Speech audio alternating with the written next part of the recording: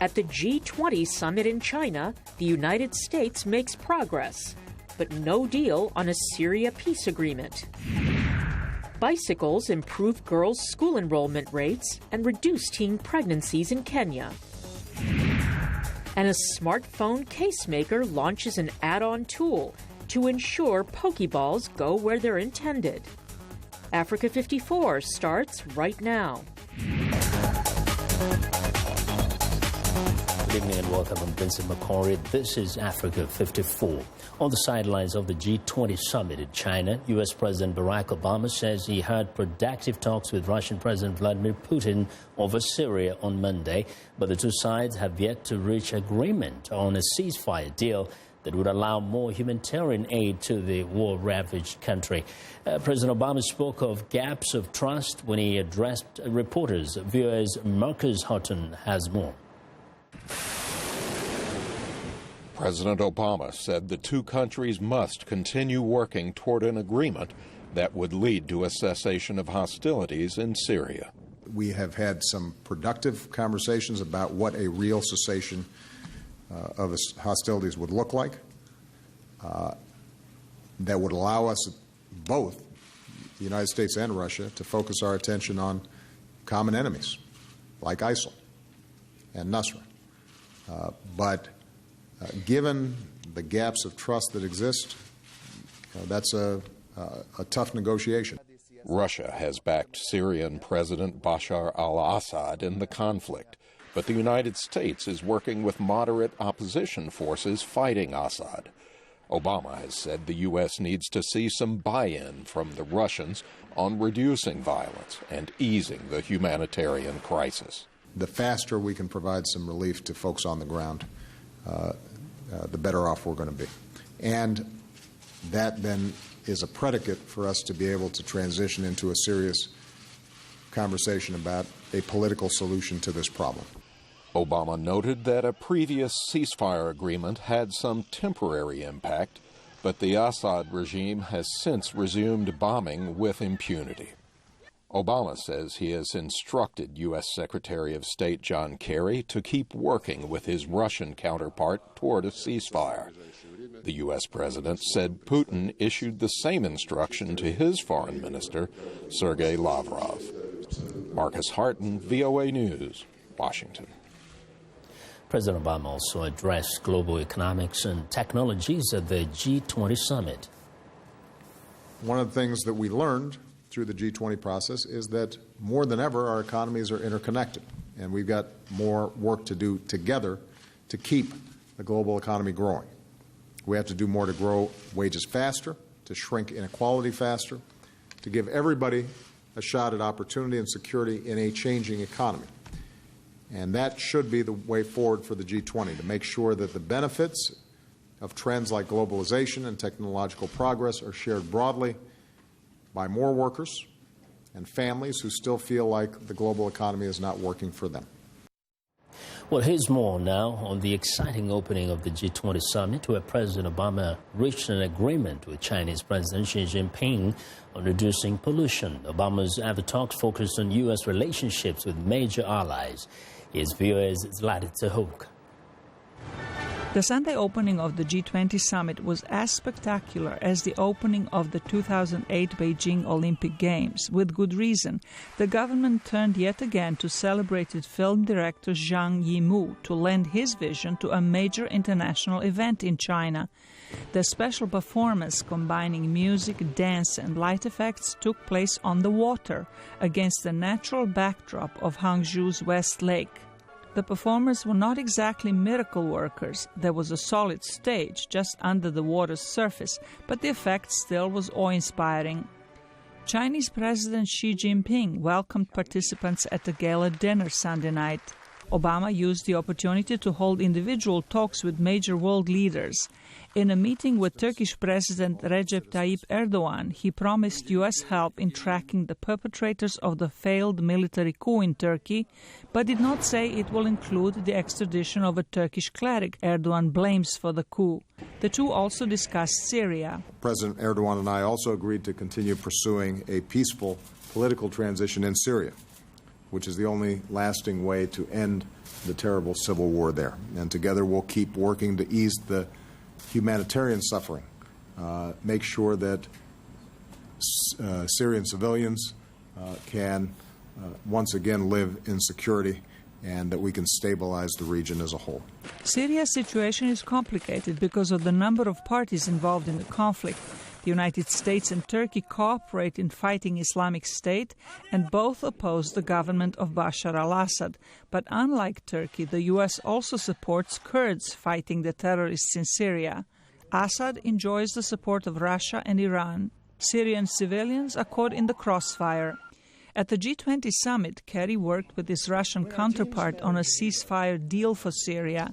He said additional meetings are needed to resolve the remaining tough issues. We're not going to do something that we think has less than what we believe is a legitimate opportunity to be able to try to get the job done. Obama's Monday schedule includes a meeting with Russian President Vladimir Putin. Zlatica Hoke, VOA News, Washington. Well, Nobel laureate and longtime missionary to the poor and sick, Mother Teresa, was declared a saint by Pope Francis Sunday, just 19 years after her death. Sunday's canonization ceremony took place in front of tens of thousands of people at St. Peter's Square. Small of stature, the Albanian nun, now known as St. Teresa, opened missions of charity in more than 120 countries, aided by several thousand nuns and over 1 million volunteers. Well, VOA's Maria Mediala looks at the life and legacy of St. Teresa.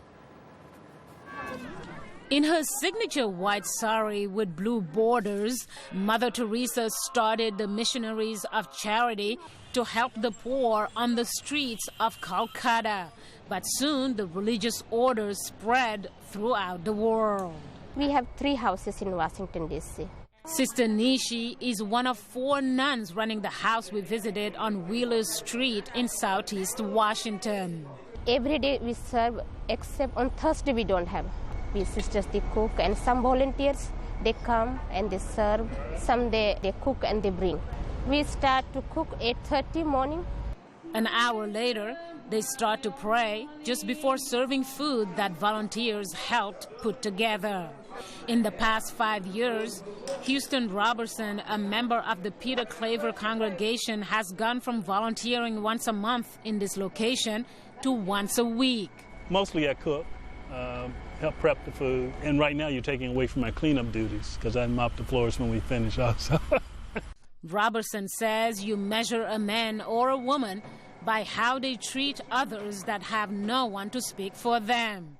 Mother Teresa was the voice of the less fortunate, and she still speaks through volunteers like him and others. Mother Teresa lives on in all of us. I mean, she showed us what it was like to be what I call a Christian Catholic. She took the poorest of the poor and treated them with dignity. And that's what we do here. We treat everyone with dignity. We don't look down on anyone. In 2003, Mother Teresa was beatified by the late Pope St. John Paul II. But while some viewed her as an international icon of charity who was celebrated by world leaders and adored by millions, others criticized her for, among other things, misuse of funds and seeking publicity about her work. Michael Witzak is an associate professor of liturgical studies at the Catholic University of America. The criticisms are there. They've been taken seriously, but weren't considered by the church to override the conviction that what she did was primarily for the good and primarily for the good of people, and provided a good example for other people to follow. A good example for people like Sister Leonard, who met Mother Teresa in 1981 when she came to inaugurate this center. Her legacy for me is a kind and merciful father and sister and some sign of God's love to the world. Mother Teresa would have turned 106 years old when we visited the house that not only feeds the needy, but also helps protect pregnant women who have nowhere to go, and is home to an aftercare program helping young students with their homework. Mariama Diallo, VOA News, Washington.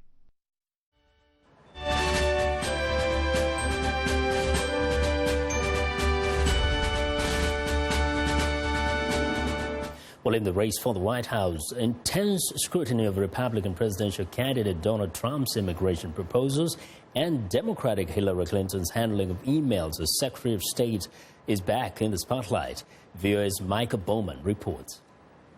2 months before Election Day, the Clinton campaign is again on the defensive after the FBI released notes from its 3-hour interview with the Democratic presidential nominee in July. The agency already announced it uncovered no criminal wrongdoing, but the notes underscore conclusions that have dogged Clinton for months. There is evidence that they were extremely careless in their handling of very sensitive, highly classified information. More than 24 times, Clinton said she could not remember details about her electronic correspondence as Secretary of State. During her tenure, she used a private email account to conduct official business. The FBI was only partially successful, recovering data from a private server that had been wiped clean. I will say it was a mistake. I would not do it again. According to the FBI's notes, Clinton said she was unaware some emails she received contained classified information because she did not know that a C marking denoted classified. The Trump campaign pounced. A former United States Senator, former First Lady, and certainly the sitting Secretary of State should know what the C means. Hillary Clinton is having a hard time being accepted as a truthful and honest candidate. Clinton's running mate says the notes confirmed the FBI's basic conclusions. These notes, which Hillary urged be made public, demonstrate clearly why the FBI saw no need for additional criminal proceedings. Republicans will continue to hammer away at the controversy. Government access and favors will no longer be for sale, and important email records will no longer be deleted. Democrats are counterpunching. We've got a candidate in Donald Trump who won't release his tax returns to the public after he promised to do so. Meanwhile, polls show most Americans view both Clinton and Trump unfavorably. Michael Bowman, VOA News, Washington. We want to know what you think about Africa 54 and the stories we covered. Join the conversation on Facebook.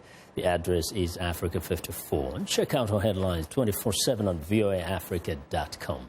Find me on Twitter at VOA Vince Makori. Coming up, how the power of the pedal helps girls in Western Kenya. Stay with us.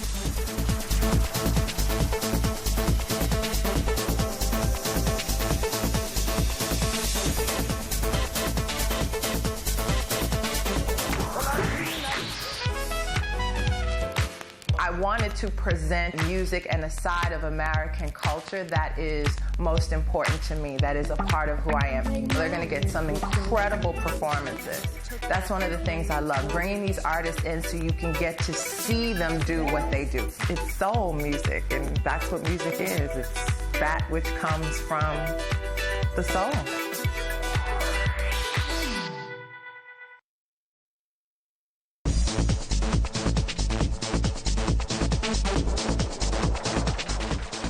Welcome back. In Western Kenya, poverty is making girls vulnerable to teen pregnancies and dropping out of school. But a program in the region seeks to empower the girls by giving them transportation in the form of bicycles. Leniro Vaga has more. The Ngala family prepares to eat breakfast at the start of their day, part of their morning routine. Today, 16-year-old Lois Luceno will attend the first day of school as it reopens for third term. In the past, Luceno had to walk approximately 10 kilometers just to get to school. However, her newly acquired mode of transportation, furnished by a U.S. charity, World Bicycle Relief, will make her commute much easier. The Ngalas are subsistence farmers who earn just $30 a month, barely enough for food, school fees and transportation. Many teenage girls drop out of school and become pregnant. Luceno talks about the resistance that girls face from rickshaw motorbike riders in the area. They normally stop us on the road when we are on legs. They told us they will carry us. When they carry us, they start disturbing us to stop to drop out of the school, which is not good. Need all the necessary practices. Ainea Ambulwa, a teacher at Pukawaya Secondary School in Kakamega, is also a member of the Bicycles Supervisory Committee at the school. He makes sure the girls are keeping the bikes in good condition. Ambulwa says overcoming poverty remains a challenge. Like have so many breakdowns because of the family use, where the bicycle is carrying a lot of heavy load. Then you find that it breaks down and the family cannot afford to service it. So you find that time period the bicycle is not being used by the students. World Bicycle Relief is based in Chicago and distributes the bikes through another charity, World Vision. In 2015, the groups set up a production plant in Kisumu, Kenya. The cost of a so-called Buffalo bicycle costs around $180, out of reach for most households in rural Kenya. But with the help of donors, they have distributed about 7,000 bicycles countrywide, the majority of the recipients being girls. Peter Wechuli, the program's coordinator, says the bikes have improved children's lives. He says the location of the plant, around 100 kilometers from Kakamega, remains a problem. The challenge that we have is around resources, getting these bicycles to destinations. In as much as we'd want to cover a bigger area, we are limited by resources. But we are at the same time working within the same, the resources that we have to make sure that we cover the most. Last year, Lois Luceno dropped out of school temporarily due to a lack of transportation. With the bikes, she and other girls will be able to not only complete their education, but also pursue their dreams. Lenny Ruvaga for VOA News, Kakamega and Kisumu, Kenya. Well, now, for African migrants who reside in the Washington, D.C. area, an important event is coming up. It's the Teaching Africa Day. Now, the occasion is dedicated to educating the next generation about Africa. To tell us more about it, I'm joined by Paulette Mpuma, the developer of an educational board game about Africa, the Africa Memory Game. Ms. Mpuma, welcome to Africa 54. Thank you. So this is a very smart kind of idea, I have to say. But tell me first, how did you come up with this and why did you think it's important? This is very important for our generation to learn more about Africa. So we came together as a group of educators. You will find in the organization Africa Access, Tutu Storybook, Howard University, and many more like Kumba Kids, Little Malaika, many more organizations teaching youth about Africa. So instead of having different events, we came with one event where everybody can meet, can have books about Africa, games about Africa, videos about Africa. Very interesting. Now, very many kids take interest in things happening in Africa, but many times, you know what? It's the lions and the zebras and all the beautiful wildlife. What are you teaching these kids? What we do is we step out of the stereotype of having only disease and sickness in Africa, and we teach them the general history, culture of Africa. So through the books, they can discover the Africa they don't know. So you will have even the library, Montgomery County Library, there showing all the books and resources they have about Africa. And through the games like the Africa Memory Game, I take children through like a race of knowledge. And from South Africa to Northern, they discover 54 countries, and that are different, even in culture, in language, and it's just wonderful. Yes, because oftentimes I say, for many people in this part of the world, the most beautiful thing they know about Africa is wildlife. Exactly. But everything else is ugly and poor and sick. So that's a commendable thing you're doing there. But how do you find for example, this event you're organizing that is coming up on September 17 at the Civic Center in Silver Spring? Yes, what has been the response of parents? It was a great, because most of the parents came and told us, if we have that when we were young, when we were at school, it would be great. Because you have to understand that a child is from childhood, he takes his knowledge. So if you train a child without ignoring Africa, when he grow up and he work for State Department or anything, you can imagine the kind of policy that will come out of there. So you have to teach them from the youth so you know exactly what you have in the future. So it's not just that you want them to know about where their parents or grandparents came from, Yes. but also that this is knowledge that can be useful to them in the future, right? Yes. Yes. Yes. Now, another question very quickly. In terms of the stereotype, do you find that a great number of kids already have develop those stereotypes, Yes. perhaps through what they hear? Yes, and what we have to understand is not only the older kids, our own children have that. I did the Africa Memory Game because my daughter asked me if I have AIDS when I was a child. Wow. Because she went to school and she saw a video where children of Africa have AIDS, and it was Black History Month. Wow. So she That is just sad. concluded that all African children have AIDS. So I had AIDS, and now I don't have AIDS because I'm a grown-up. So I have to break everything, even in my own children. So it affects everybody. Yes. And I saw in the past event, in a few seconds, you kind of bring in not only Africans to help these kids play these games, but even Americans and others. Why? American and dignitaries. What is special about Teaching Africa Day is last year we have 2 senators reading African books. We have Senator John Sarben and Senator Jamie Raskin. We have important people in the State Department, the African Bureau of Affairs. They came and they read books to children. So you have also schools coming, educators coming. It's just what, how could I say, it's a community coming together to understand that Africa, knowledge of Africa should affect not only the government, but all the way to our community. Thank you very much. Very commendable effort there. Thank you very much for joining us today here. Thank you. All right. Thank you. And Paulette Tempoma is the developer of an educational board game about Africa. It's called the Africa Memory Game. Well, it's time now for a short break. Still to come on Africa 54. A new gadget aims to help Pokemon Go enthusiasts in their virtual quests. We'll be right back.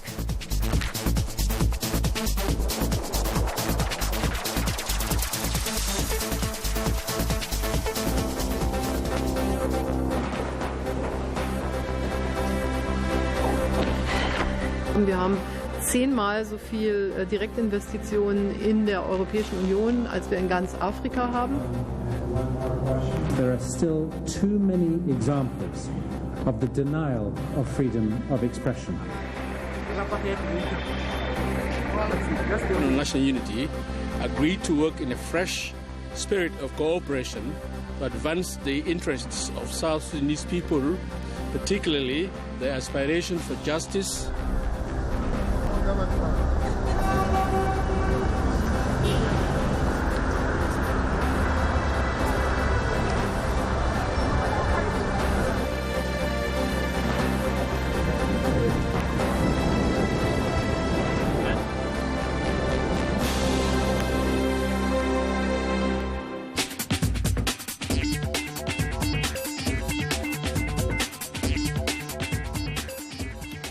Welcome back to Africa 54. I'm Haiti Adams Fitzpatrick. Here is what's trending. Now, if you're a Pokemon Go addict, that's okay. We have news for you. There might be a way to finally catch them all. Smartphone case maker Catalyst has come up with a new strap-on tool to help guide Pokeballs towards unsuspecting Pokemon. Now, the tool fits onto Catalyst's existing waterproof phone cases, so there's now no reason a bit of rain should keep you from your next catch.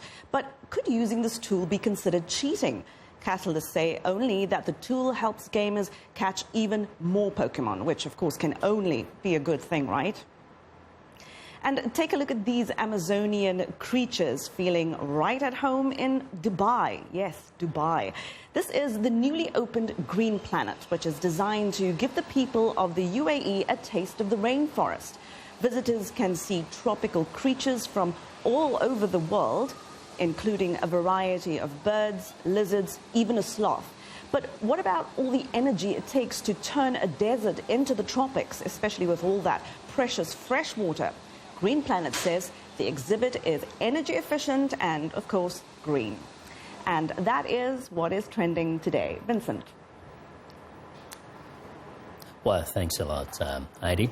And now let's go to West Africa. The Bama cap is a distinct hat made by the Bama people of Nigeria's Borno state. Prized across West Africa for their intricate hand-woven embroidery, the hats are now being woven into Nigerian pop culture. Although Boko Haram has displaced many of Bama's residents, they're still sewing the caps, which sell at high cost and high profit. Here's Chika Odua. Nigerian rapper Nato C is wearing it. Nigerian President Muhammadu Buhari is rarely seen without it. The famous cap is known by many names: Fila, Hula, Yaudi. These caps have earned a special place in Nigerian pop culture.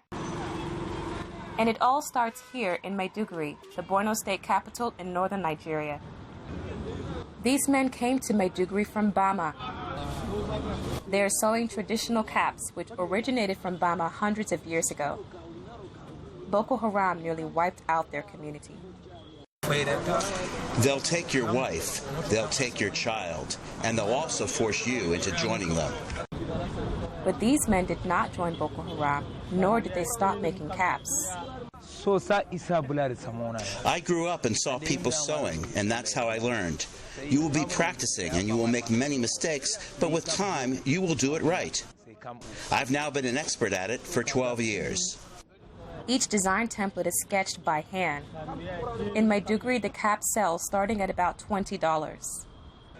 Many of the caps are taken here to the Nigerian capital of Abuja, where they are sold for a higher price, about $50, even up to $180. Sani Mohammed is not from Bama, but he wants to wear a Bama cap for his upcoming wedding. It's very nice. The caps, they are very strong. That's why people from different parts of the country buy them. The cap brings unity among Nigerians.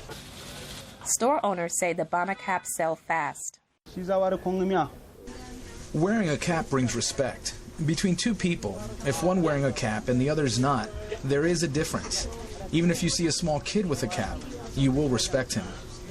Ahmed Isa Gondi, author of some 40 books about the Bama cap tradition, wants to streamline the industry. I promote every aspect of the cap, from designing to cap embroidery to stitching to washing, and generally every aspect that will make anybody who is into cap business get a quick return on investment. Back in Maiduguri, these men will continue to sew their traditional caps. They say Boko Haram fighters may have destroyed their homes in Bama, but they have not destroyed the Bama cap. Chika Odua for VOA News, Maiduguri, Nigeria. Well, and that's our show for today. Be sure to watch Africa 54 on our website at voaafrica.com. For more news, tune in to VOA's evening radio show, African News, tonight at 18 and at UTC. And in the mornings today, Break Africa between 0300 and 0600 UTC, Monday through Friday. Thanks for watching from all of us in Washington. Have a good night.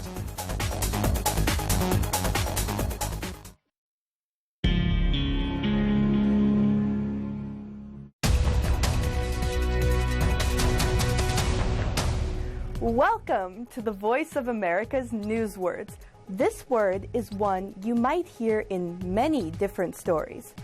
Generally, it has a positive meaning. Solution. Despite different views of events that led to this crisis, Kerry says the United States and Russia agree on the importance of finding a diplomatic solution, and both made suggestions about how to de-escalate the security and political situation. A solution is something that solves a problem. It is something that is used or done to fix a difficult situation. When there are problems between countries, there can be a peaceful or diplomatic solution, or a military one, war. Now, when you hear the word solution, your American English will be good enough to know what it means.